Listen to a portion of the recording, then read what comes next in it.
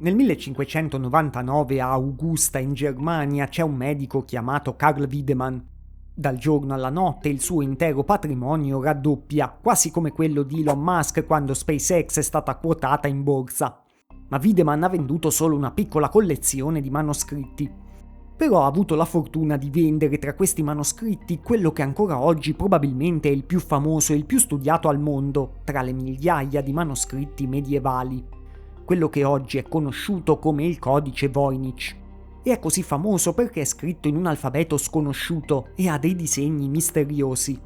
Nonostante abbiano provato a decifrarlo decine di studiosi e addirittura i servizi segreti, ha resistito a tutti i tentativi di decifrazione.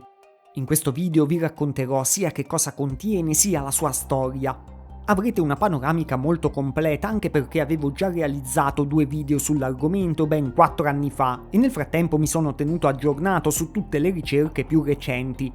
Quando ho fatto i primi video poi non erano ancora stati rilasciati i modelli linguistici generativi che ci sono oggi, quelli che popolarmente sono chiamati intelligenze artificiali, e anche i modelli usati dagli studiosi erano molto meno potenti. In tantissimi infatti hanno pensato di usarli per decifrare l'enigma del Voynich. Quindi vi parlerò di tutto questo nuovo ambito di studi alla massima avanguardia della tecnologia per la decifrazione di testi antichi. Ma vedrete che delle nuove scoperte arriveranno anche da angoli più tradizionali della ricerca. Direi che possiamo partire per un viaggio attraverso le ultime scoperte verso la soluzione più probabile all'enigma del codice Voynich, il manoscritto indecifrabile. Partiamo innanzitutto da come è fatto fisicamente questo manoscritto. Misura 23 cm e mezzo di lunghezza, 16,2 di larghezza e 5 di spessore. Praticamente è il formato di un libro poco ingombrante, un formato che serviva come oggi per potersi portare dietro facilmente il libro stesso. Poteva essere adatto per taccuini o per manuali portatili che potevano trattare diversi argomenti dall'erboristeria alla medicina all'alchimia. Ha circa 200 pagine anche se alcune hanno delle parti apribili che possono essere conteggiate come pagine in più. Proprio questa è una delle tante caratteristiche uniche del codice Voynich. Infatti questa tecnica nel Medioevo veniva usata quasi esclusivamente per le mappe geografiche o per dei diagrammi astrologici complessi e è rarissimo trovare così tante pagine ripiegabili concentrate in un libro con un formato così piccolo. Diciamo anche subito che il manoscritto non è un falso creato ieri mattina, infatti nel 2009 l'Università dell'Arizona ha datato la pergamena di cui il manoscritto è composto con il metodo del carbonio 14 e ha stabilito che risale a un periodo compreso tra il 1404 e il 1438. Alcuni studi dicono che i materiali sarebbero originari dell'area francese o nord italiana, ma non è una certezza granitica. A differenza della pergamena però l'inchiostro non è mai stato datato con dei metodi scientifici, ma comunque la datazione sarebbe abbastanza superflua. Infatti quel tipo di inchiostro è stato usato per diversi secoli, quindi potenzialmente le scritte potrebbero essere state fatte sopra la pergamena del 1400, anche nel 1500 o nel 1600. Certo è improbabile che la pergamena sia rimasta pulita senza che nessuno ci abbia scritto sopra per diversi secoli, però non è impossibile. Il manoscritto poi ha la caratteristica evidente che su molte pagine il testo è stato posizionato preciso intorno ai disegni.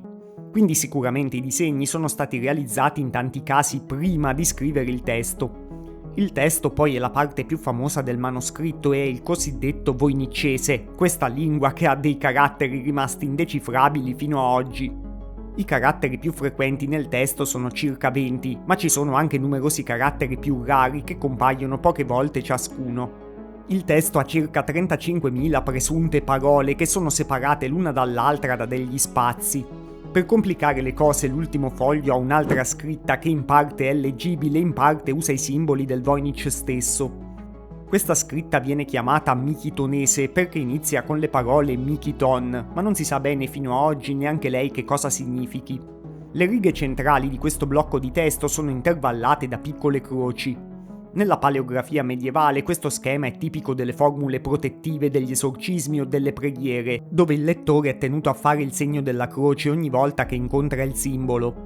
Questo testo potrebbe essere originale del manoscritto oppure potrebbe essere stato aggiunto dopo e è l'ennesimo piccolo enigma dentro un enigma molto più grande.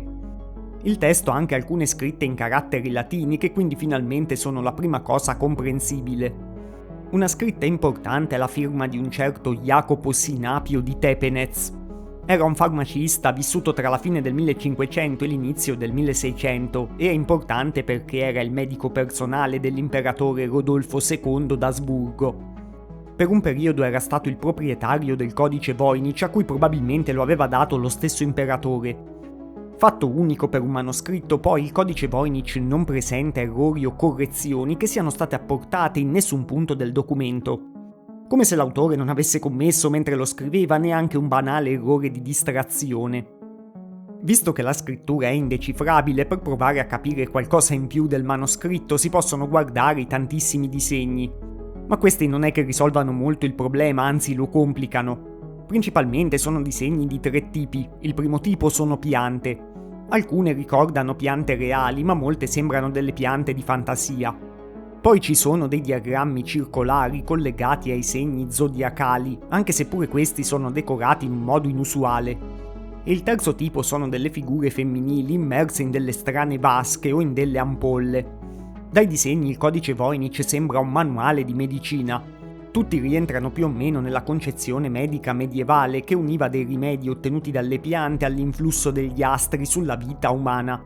Nonostante questa descrizione dettagliata, però vedete che il manoscritto rimane molto oscuro, ma forse può rivelarci qualcosa in più su di lui, la storia di chi l'ha posseduto. Lo so che qualcuno di voi vuole sentirmi parlare anche di armature di plastica nei film e di eroi al limite dell'assurdo.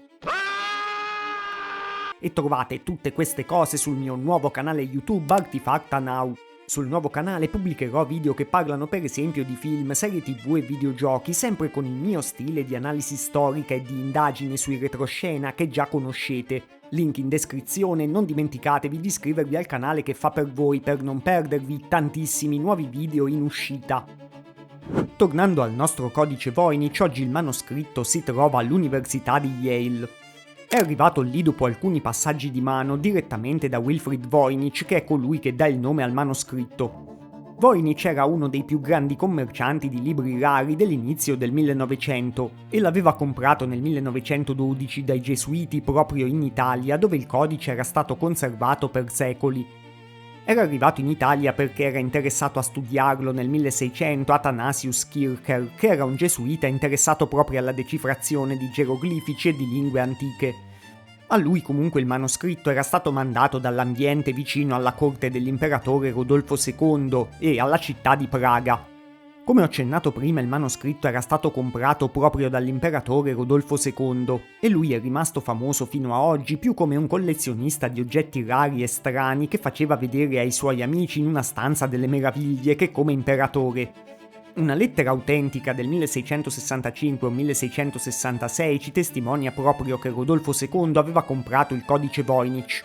Allora il manoscritto non si chiamava ancora così, ma lui lo aveva pagato 600 ducati d'oro. I 600 ducati d'oro citati nella lettera rappresentavano una cifra astronomica per l'epoca. Corrispondevano a circa 2,1 kg di oro zecchino. Oggi quel peso in oro vale circa 250.000 euro, ma con quella cifra nel 1600 si poteva comprare una grande casa signorile nel centro di Praga, oppure finanziare lo stipendio annuale di diversi funzionari di corte. Certi libri sì costavano tanto in passato, ma qui eravamo su delle cifre stellari. E questa cifra non è una teoria moderna, un sentito dire o un'esagerazione di chi ha scritto la lettera. Infatti nel 2023 il ricercatore Stefan Guze dell'Università di Brema ha condotto uno studio storico e ha analizzato i registri contabili imperiali che sono sopravvissuti di Rodolfo II per verificare la veridicità della lettera.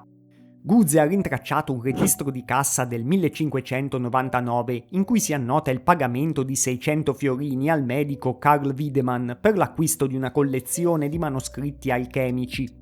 Pur essendoci una discrepanza tra la valuta, cioè fiorini anziché ducati, gli storici considerano altamente probabile che si tratti della stessa transazione e che il codice Voynich facesse parte di quel lotto. E questo conferma con incredibile accuratezza l'aneddoto tramandato nella lettera. Questa è pure la prima scoperta recente che vi riporto in questo video e che penso sia quasi un'esclusiva per voi che lo state guardando, infatti pur avendo visto altri documentari sul Voynich non l'ho trovata in nessuno. La scoperta è molto importante, in primis perché cambia la data dell'acquisto da parte di Rodolfo II. Infatti fino a prima del 2023 si pensava che avesse comprato il codice Voynich nel 1586 e che potesse averlo acquistato direttamente dal famoso mago inglese John Dee. Oggi invece possiamo ipotizzare che il Voynich sia stato venduto da questo medico Carl Wiedemann. In più prima si pensava che il solo codice Voynich fosse stato pagato quella cifra esorbitante, mentre oggi sappiamo che faceva parte di un lotto di diversi libri, anche se probabilmente era comunque il pezzo pregiato della collezione. Praticamente così Carl Wiedemann è anche il più antico possessore conosciuto del codice Voynich, un ruolo decisamente importante per la nostra storia e infatti vedrete che dopo tornerà. Ma adesso arriviamo finalmente alle tante ipotesi che sono state fatte per decifrare il manoscritto più indecifrabile della storia. Esistono decine e decine di ipotesi sul codice Voynich, ma non vi farò perdere tempo con delle ipotesi scarsamente fondate. L'ipotesi classica e anche il motivo per cui in questo stesso video vi sto parlando di decifrazione è che il codice Voynich sia un testo cifrato, e quindi che nasconda sotto a quelle strane lettere un testo in una lingua conosciuta e una lingua reale. Questa ipotesi è supportata anche dal fatto che il testo del Voynich rispetterebbe una legge chiamata legge di Zipf. È una legge empirica statistica che si può applicare a diversi campi della conoscenza e anche a tutte le lingue umane naturali. Semplificando al massimo stabilisce che in un testo poche parole sono usatissime, mentre la grande maggioranza delle parole è usata pochissimo. Se un testo rispetta questa proporzione significa che ha la struttura statistica di un vero linguaggio umano. Ma sempre una cosa da tenere in considerazione è che il manoscritto era stato usato come esercitazione interna dall'NSA, che è un organismo della difesa degli Stati Uniti che si occupa della sicurezza nazionale insieme alla CIA e all'FBI. Questi esperti però non sono riusciti a decifrarlo nonostante siano notoriamente al top a livello mondiale in tema di crittografia. Quindi sì, possiamo ipotizzare che ci sia qualcuno in giro più intelligente e più bravo di loro, ma non dobbiamo dimenticarci che il manoscritto ha resistito già di partenza ai massimi esperti del settore. Non sembra quindi così probabile che un cifrario del 1400 possa resistere a dei mezzi tecnologici di 6 secoli dopo, che superano la capacità di calcolo umana. Ma adesso, come vi dicevo all'inizio, il codice Voynich è stato sottoposto anche alla potenza di calcolo dei modelli linguistici che sono esplosi negli ultimi anni. Quindi dovrebbe resistere a un attacco incredibile per rimanere indecifrabile. Il caso più famoso è quello di diversi team che, basandosi su una ricerca avviata dall'Università dell'Alberta, hanno confrontato il voynicese con più di 380 lingue. Secondo i loro risultati, la lingua nascosta sotto sarebbe l'antico ebraico, tramite un sistema di cifratura a 2 livelli. Il primo livello sarebbe la sostituzione dei caratteri dell'ebraico con quelli del voynicese, e il secondo livello sarebbe un alfagramma, cioè un sistema per cui si ordinano le lettere di una parola in ordine alfabetico, e poi la parola si scrive in questa nuova forma sulla pagina. In realtà però il metodo ha restituito solo poche vaghe parole dall'ebraico e poi non è mai andato avanti a decifrare l'intero testo, che è lo stesso punto a cui si erano fermate decine di ipotesi anche prima dell'arrivo delle cosiddette intelligenze artificiali. Molti linguisti hanno mantenuto un grande scetticismo su questo metodo perché rischia di generare allucinazioni o di forzare traduzioni coerenti partendo da testi che potrebbero non avere senso. Un'altra proposta recentissima, sempre basata su calcoli complessi, è stata fatta dal ricercatore Michael Greshko. La sua è una teoria pure molto curiosa perché propone che per cifrare il Voynich siano stati usati i naibi, che è il nome medievale dei primi mazzi di carte da cui sono nati i tarocchi e da cui sono nate anche le moderne carte da gioco. Questi mazzi effettivamente c'erano in Europa nel 1400 e se vi interessa la storia delle carte gli ho dedicato un video apposito, lo trovate nelle schede. Ma tornando a Greshko, lui con questo metodo avrebbe ricavato dal voynicese alcune parole tratte da una poesia latina di Catullo, ma poi come al solito avrebbe dovuto fermarsi davanti al manoscritto. Lui stesso, nonostante abbia fatto un'ipotesi interessante, ha riconosciuto che è un sistema di cifratura estremamente complicato e che non riesce a replicare le proprietà chiave del Voynich in diversi aspetti fondamentali. Un punto problematico di tutta la teoria del codice cifrato è anche il motivo per realizzare questo testo cifrato. Cioè perché qualcuno avrebbe dovuto cifrare il testo. Nel 2024 un ricercatore australiano ha pubblicato uno studio dove ipotizza che il manoscritto possa essere stato cifrato perché conteneva delle informazioni sul concepimento dei bambini. Molte ipotesi come questa che vi ho appena detto sono basate sul famoso mito nero del Medioevo dove tutto era censurato. Ma in realtà non era così. Nel Medioevo c'erano dei testi pienamente consultabili anche su argomenti medici legati al concepimento. Molti membri della Chiesa stessa studiavano questi argomenti o anche l'alchimia, che è un altro contenuto spesso ipotizzato per il codice Voynich. Queste idee di cifratura legate al manoscritto sono molto da film o da immaginario contemporaneo, ma non reggono bene al vero contesto medievale in cui il manoscritto è stato prodotto. Una soluzione alternativa è stata proposta di recente dalla studiosa italiana Eleonora Matarrese, che è un'esperta di etnobotanica. E l'etnobotanica è lo studio delle piante in relazione alle società umane. Lei sostiene che il codice Voynich sarebbe stato scritto in un dialetto medio-tedesco che ancora oggi è parlato a Timau, nella Carnia, in provincia di Udine. Conterrebbe dei trattati quattrocenteschi. La scrittura sarebbe un sistema di abbreviazioni di questo dialetto e di tecniche legate alla farmaceutica e alla coltivazione dell'epoca, e avrebbe lo scopo di proteggere dei segreti commerciali delle corporazioni. Anche questa proposta però è stata accolta con una certa freddezza da molti studiosi, visto che come al solito si concentra su alcune parti del manoscritto o su alcune immagini, ma non riesce veramente a decifrarlo tutto o a spiegarlo in maniera compiuta.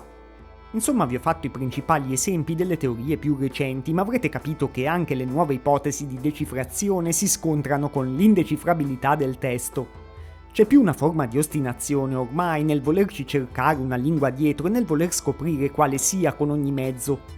Tutte queste teorie magari ricavano in modo super complicato, utilizzando le tecnologie più avanzate solo qualche parola. Poi si bloccano e non riescono a rendere leggibile tutto il manoscritto.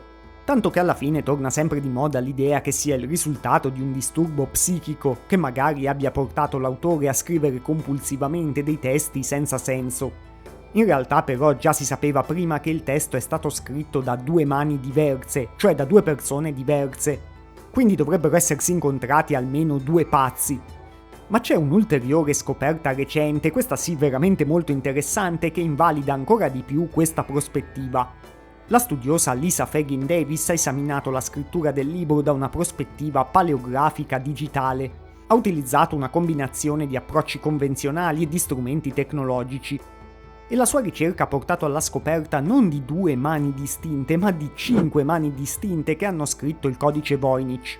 Cioè oggi sappiamo che al codice hanno lavorato almeno 5 copisti diversi, e dovrebbero aver conosciuto tutti e 5 un ipotetico testo di partenza da cifrare, e in 5 avrebbero avuto uno stesso segreto inconfessabile da nascondere, o dovrebbero essere stati tutti degli esperti di botanica della Carnia, o direttamente tutti e 5 pazzi. Insomma, chiaramente anche queste teorie recenti non reggono alla prova dei fatti, dove qualcuno nella storia reale deve essersi organizzato per mettere insieme 5 persone per fargli produrre questo manoscritto. E quindi adesso vedremo una soluzione molto più semplice che risolve tutti questi problemi. Possiamo mettere in ordine le informazioni sul manoscritto indecifrabile attraversando 4 punti precisi. Il primo è se contiene un linguaggio naturale, il secondo la stranezza dell'assenza degli errori, il terzo la complessità reale di realizzazione del manoscritto e il quarto un motivo plausibile e sensato per realizzarlo. Partiamo dal fatto che contenga un linguaggio naturale, che poi è la premessa delle teorie che abbiamo appena visto, che si rivelavano molto carenti. A prima vista il codice Voynich rispetta la legge di Zipf che si trova nelle vere lingue umane, ma gli informatici e i linguisti moderni hanno dimostrato che questo requisito non basta per dimostrare che dietro c'è una vera lingua umana, per 2 motivi principali. Primo motivo è che è facile creare un testo falso che rispetti la legge di Zipf senza che significhi nulla. Anzi, si è visto che noi umani, in modo statisticamente rilevante, quando inventiamo un linguaggio, finiamo per replicare la legge di Zipf. Perché è una legge basata sulla comodità di usare una parola e non sul fatto che questa parola sia usata in un vero contesto reale all'interno di una vera lingua parlata in una certa società. Poi si è visto che il codice Voynich rispetta questa legge solo a livello molto superficiale. In realtà basta sfogliare già le sue pagine per notare pure a colpo d'occhio che è un testo dove le parole si ripetono spessissimo. E fin dal 1976 uno studio condotto dal ricercatore William Ralph Bennett aveva trovato nel testo una grandissima ripetitività e un vocabolario molto limitato. Per esempio, di solito nei linguaggi naturali, cioè le lingue vere, le lettere che vanno sempre vicine, come in italiano la Q e la U, sono abbastanza rare. Invece il Voynich ha tantissime lettere che vanno sempre vicine e quindi l'occorrenza delle lettere è super prevedibile. Pure la struttura delle sillabe è prevedibile come in nessun'altra lingua umana. Tutta questa prevedibilità dà l'idea di un linguaggio molto meccanico che potrebbe veicolare un numero molto ridotto di significati. Questo comporta pure che il codice Voynich come cifrario non avrebbe una grande utilità, visto che potrebbe nascondere un numero abbastanza ridotto di informazioni. C'è addirittura il caso di una parola ripetuta uguale per ben 6 volte sulla stessa riga, e questo è quasi assurdo in qualunque lingua conosciuta. Tanto più se ipotizziamo che stia nascondendo un messaggio chissà quanto complesso. In pratica il Voynich rispetta la legge di Zipf solo di facciata, ma potrebbe farlo solo perché l'autore ha usato un algoritmo matematico medievale per inventare delle parole a caso. E questo però riesce a ingannare ancora i nostri computer che scambiano quella regolarità per una lingua vera. Le somiglianze con i linguaggi conosciuti sono connesse quindi a dei criteri matematici che funzionano anche se vengono applicati a dei simboli senza senso. Il secondo punto è l'assenza di errori nel manoscritto. Come ho accennato anche all'inizio quando ve lo presentavo, il testo del Voynich, nonostante sia distribuito su più di 200 pagine, non presenta errori. In un tipico testo medievale scritto a mano, gli errori di distrazione sono tantissimi. Si trovano le parole depennate, delle lettere raschiate via con il coltellino, delle correzioni scritte sopra la riga o delle note nei margini. Nel Voynich tutto questo è praticamente assente. Questo è un caso unico tra i manoscritti medievali di uguale lunghezza, perché tutti gli altri hanno degli errori. Quando noi umani copiamo dei testi, e questo valeva per il Medioevo ma vale ancora per oggi se copiate scrivendo a mano, è facilissimo commettere errori. E quindi questo è il secondo indizio fortissimo che fa pensare non a un vero testo ma più a un esercizio estetico, cioè alla scrittura di un testo bello da vedere ma senza senso. Perché se anche voi provate a scrivere un testo senza senso potete non sbagliarvi mai, non state scrivendo niente, quindi se scambiate un simbolo con l'altro non fa nessuna differenza. Tanti potrebbero rispondere a questo che è un testo troppo complesso da realizzare per essere senza senso, ma pure questa argomentazione è stata smentita. Anzi, è stato dimostrato quasi l'esatto opposto. Un ricercatore chiamato Gordon Ragg ha proposto fin dal 2003 un metodo per ottenere lo stesso manoscritto che è compatibile con gli strumenti medievali. E poi la sua teoria è stata rifinita con l'aiuto del collega Gavin Taylor, docente di informatica, e anche grazie a uno studio di Thorsten Timm e Andreas Schinner, che sono rispettivamente un esperto di informatica tedesco e un fisico teorico austriaco. L'idea di Ragg è molto semplice. Secondo lui il testo è stato realizzato combinando dei pezzetti di parole grazie a una griglia perforata. Per replicare il suo metodo tracciamo una tabella con dentro dei simboli senza senso, che sono praticamente delle sillabe di lunghezza variabile da 1 a 3 caratteri. Nella tabella, volendo, lasciamo pure degli spazi vuoti che saranno lo spazio tra una parola e l'altra, ma il meccanismo, volendo, funziona anche aggiungendo gli spazi in un secondo momento. Poi sovrapponiamo in un punto della tabella una griglia con 3 fori e copiamo sulla nostra pergamena le 3 sillabe o spazi che compaiono. Poi spostiamo la griglia e ripetiamo l'operazione. E si va avanti così finché una pagina o un certo spazio del manoscritto non è stato riempito, o finché il manoscritto intero non è pieno, e ecco che abbiamo il codice Voynich. Questo semplice sistema è utilizzabile anche da un medievale che aveva ovviamente meno mezzi tecnologici di quelli attuali, e consente di rispettare statisticamente gli aspetti del linguaggio presente nel codice Voynich. Non è complesso e non è neanche tanto dispendioso a livello di tempo. La maggior parte delle pagine del Voynich può essere riprodotta in 1 o 2 ore, semplicemente spostando la griglia e ricopiando in ordine le 3 sillabe comparse all'interno delle 3 finestrelle. E anche se vi sbagliate a copiare qualcosa non fa niente, tanto il testo non ha nessun senso, è solo una decorazione artistica. Se avete carta, penna, forbice e righello potete provare voi stessi a casa e otterrete il vostro codice personale senza bisogno di nessuna competenza crittografica e neppure di grande concentrazione, a dire la verità. Sarebbe molto più impegnativo e difficile se doveste copiare un vero testo scritto a mano. Infatti Ragg ha stimato che il codice Voynich poteva essere prodotto completo delle illustrazioni colorate da una sola persona più o meno in 300 ore. Ma visto che una delle informazioni scoperte più di recente è che è stato prodotto da almeno 5 mani, parliamo solo di 60 ore di lavoro a testa, che non è uno sforzo incredibile né oggi né per un copista medievale. Con diverse griglie simili e diversi fogli, 5 copisti potevano lavorare anche in parallelo, ognuno a una sezione del manoscritto. E questo è il metodo vero con cui si producevano più rapidamente i libri nel Medioevo prima della stampa a caratteri mobili. Era un metodo usato soprattutto a livello professionale, proprio per manuali e testi di studio. Tutto questo rafforza ancora di più l'idea che non sia il manoscritto misterioso di una singola persona che ha voluto includerci un sapere sconosciuto, ma che sia un'operazione studiata da qualcuno e commissionata a livello professionale a diversi copisti. Tim e Shinner hanno detto che il manoscritto ha delle proprietà statistiche che nella loro interezza sono incompatibili con qualsiasi linguaggio umano conosciuto. Infatti la soluzione più semplice e più sensata al mistero del linguaggio del Voynich è che questo sia in realtà non un linguaggio, ma una sequenza di simboli che imitano visivamente un linguaggio, e che questa sequenza sia stata prodotta tramite una procedura ripetitiva molto semplice, che poteva essere usata anche da più persone. In pratica il codice Voynich è un prodotto artistico che è stato commissionato e realizzato con un metodo meccanico per assomigliare a un trattato medico o alchemico. Probabilmente nella testa di chi lo ha ideato serviva proprio per sfruttare la curiosità umana, che vuole vedere un significato dietro a ogni testo. Del resto questo qualcuno misterioso la sapeva lunga perché è riuscito a creare la curiosità per secoli fino a oggi.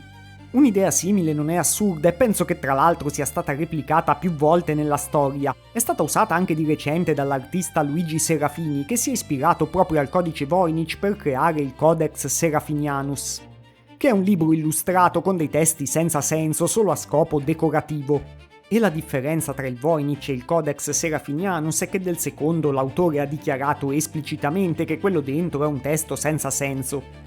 Ma l'ultimo punto che rimane è il motivo, perché sicuramente potreste chiedervi come mai qualcuno nel Medioevo ha fatto lavorare 5 persone per creare un testo senza senso.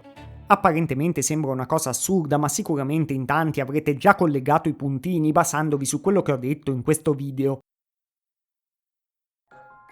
Il motivo più plausibile per realizzare il codice Voynich è qualcosa che magari può sfuggire a noi di oggi perché viviamo in un mondo completamente diverso, un mondo dove i libri sono facilmente accessibili. Nel Medioevo i libri costavano da realizzare, quindi avevano un valore elevato e potevano essere dei beni di grande lusso. Quindi probabilmente è stato realizzato per venderlo e per fare soldi. È l'ipotesi principale degli stessi studiosi Tim e Shinner, ma è anche la più ovvia. Magari bastava che fosse bello esteticamente, per questo se vi ricordate i disegni sono stati realizzati ancora prima del testo, che è una cosa abbastanza assurda se questo fosse un vero trattato. Ma c'è anche di più. Proprio all'inizio del 1400, come penso che già sappiate, gli intellettuali europei stavano riscoprendo dei trattati scientifici antichi.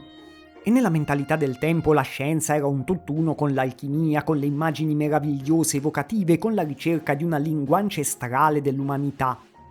Il fatto pure di avere questo testo senza errori aumentava il valore estetico e anche l'aura di misticismo per il lettore medievale. E se lo guardiamo bene, il codice Voynich è un condensato di questo immaginario, è il prodotto perfetto per essere venduto a un ricco intellettuale del 1400 che magari era affamato di una conoscenza misteriosa e indecifrabile. Magari non doveva essere un uomo di chiesa coltissimo o un vero intellettuale perché avrebbe potuto sospettare che fosse un falso. Ma un mercante o un nobile che non aveva grande cultura ma tanti soldi poteva facilmente cascarci. Del resto sappiamo con certezza che ancora nel 1599 l'imperatore Rodolfo II lo paga come una villa. Eppure oggi ha un valore inestimabile proprio per la sua unicità. Se venisse battuto all'asta si stima che supererebbe facilmente la cifra dei 200 milioni di euro. Anche la scoperta del nome del medico che l'avrebbe venduto all'imperatore, cioè Karl Wiedemann, è un indizio in questa direzione. E non a caso all'inizio sono partito proprio da lui, che vendendo il Voynich ha raddoppiato il suo patrimonio dal giorno alla notte. Alla corte di Rodolfo II questo Wiedemann era stato un segretario di Edward Kelly. Edward Kelly è universalmente considerato dagli storici un truffatore, un ciarlatano di eccezionale talento. Spesso viene addirittura citato tra i più celebri truffatori della storia intera. Kelly incentrava le sue truffe proprio sull'interesse di re e signori per l'alchimia e alla fine venne fatto addirittura arrestare da Rodolfo II. E Wiedemann era proprio uno stretto collaboratore di un uomo così. Non è probabilissimo che abbia realizzato direttamente lui il codice Voynich perché, come abbiamo detto all'inizio, la pergamena è del 1400 e Wiedemann è vissuto alla fine del 1500. Quindi non sarebbe stato facilissimo reperire una pergamena così antica per scriverci sopra. Anche se, come abbiamo detto parlando dell'inchiostro, non è del tutto impossibile. Wiedemann stesso era un collezionista di manoscritti, conosceva bene il formato che ha il Voynich stesso, copiava e raccoglieva le opere di alchimisti famosi. Insomma, anche se non l'aveva realizzato lui, poteva avere un'idea di quello che aveva per le mani, dello scopo per cui il manoscritto era stato realizzato in origine. E dato tutto quello che sappiamo a questo punto sul codice Voynich su di lui, è una figura molto sospetta. Facilmente ritrovandosi con questo testo in mano poteva aver capito come sfruttarlo al meglio. Infatti, piuttosto che provare a decifrare un testo che sembra chiaramente senza senso, sarebbe invece molto più utile oggi impiegare ogni risorsa per capire chi sono stati i proprietari precedenti del codice. Forse Wiedemann stesso lo aveva ereditato all'interno della sua famiglia, ma sarebbe incredibile trovare delle prove su chi potrebbe averlo ideato e chi potrebbe averlo fatto realizzare da ben 5 copisti. Magari non lo sapremo mai, o invece se avremo dei nuovi indizi ve ne parlerò in un futuro video. Ma l'idea che fosse qualcuno che aveva capito come usare un manoscritto misterioso per venderlo a qualche ricco credulone è molto probabile. E con ogni prova solida che viene fuori si rafforza sempre di più. Infatti la scoperta recente più interessante è proprio questo collegamento molto plausibile con Wiedemann, che non è stata fatta da un'intelligenza artificiale ma da una classica ricerca negli archivi. E pur avendola ampliata e raffinata in questo video, anche l'ipotesi che vi presentavo nei miei video 4 anni fa ha retto di fronte all'avvento dei Large Language Models, che sono capaci spesso di scardinare anche la crittografia più complicata del giorno d'oggi. E probabilmente questa è l'ennesima prova in più non che i modelli sono inefficaci, ma che non c'era veramente niente da decifrare. Penso che tanti vorrebbero decifrare il codice Voynich perché hanno il bisogno che dietro a un grande enigma ci sia un senso. Io invece trovo ancora più bello e poetico che qualcuno nel Medioevo sia riuscito a creare un oggetto senza senso, un oggetto che è famoso ancora oggi proprio perché le persone ce lo cercano disperatamente. Parafrasando gli esperti dell'NSA, forse il codice Voynich è veramente la più elegante delle truffe e il più elegante degli enigmi.